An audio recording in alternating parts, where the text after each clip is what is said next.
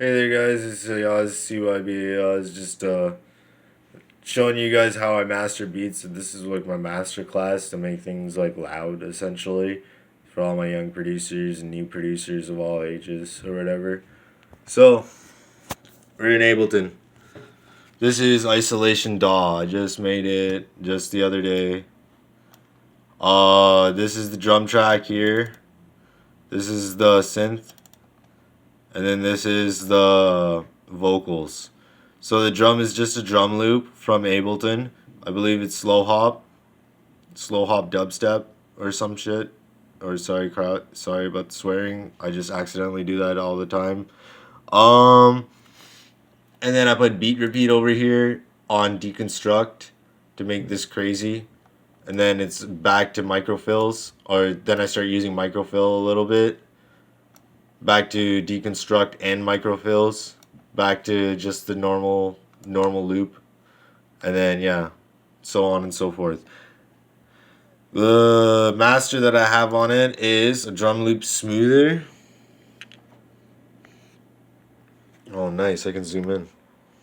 So we got drum loop smoother on the EQ for the drum track over here. Right? We got that highlighted. Let me see. Right? So we got drum loop smoother. And it's pretty much at the same things, but I got the EQ output pretty low. And then I put on the wide and warm drums for it, right? I could do dance punchy drums, right? As long as it's not the master version. But I just wanted some type of EQ and compression on it, right? And this is some extra EQ on it too, because EQ is really important, you know what I mean? Like, it can, like, with the master track as well, EQ'd, it can actually, like, make your EQ work less on your drums, if that makes sense. With a double EQ, with one on the drums and one on the master. But anyways, that's what I found out. Blah blah blah. And then on my synth over here, I got just MIDI analog master because it's analog synth. Behringer Crave. Then I got on my vocals, a bunch of crap. So we're gonna go through this really quickly.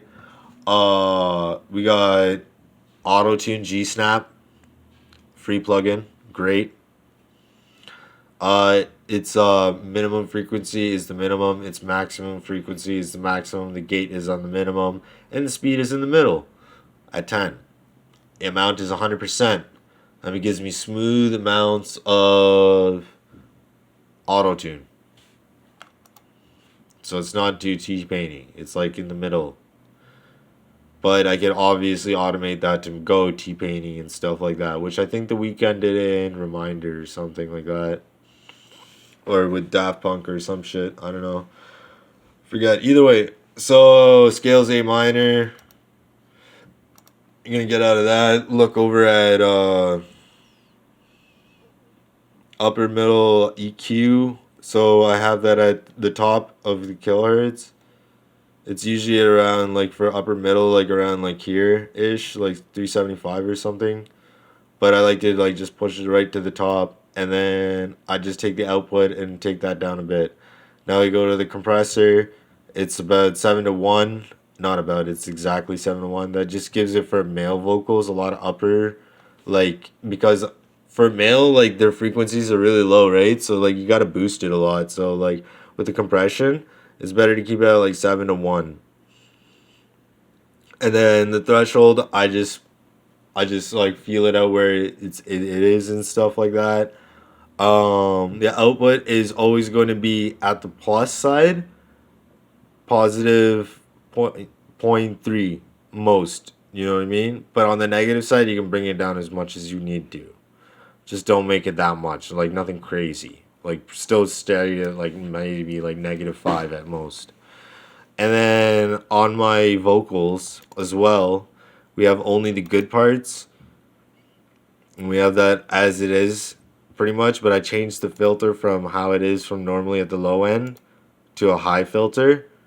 Crank up the resonance a bit, bring that frequency down all the way down to pretty much like the bottom. Sometimes even like I bring it to 50, which is in the case here. the drive, I've just brought it to 1.9 decibels instead of the preset of like 5.9 or something, or 5.8. And that's the vocals. And then we go to the master track. So now we're in the track layout vertical, the plugin state, you can say. And I'm going to double click on my master, and you can see over here I have on my master track EQ and glue master, and it's just a preset, and all I do is just bring down the rack volume to like about -10, right? Like, and that's like the max, right? Because I have a lot of EQ and compression going into these drums, right?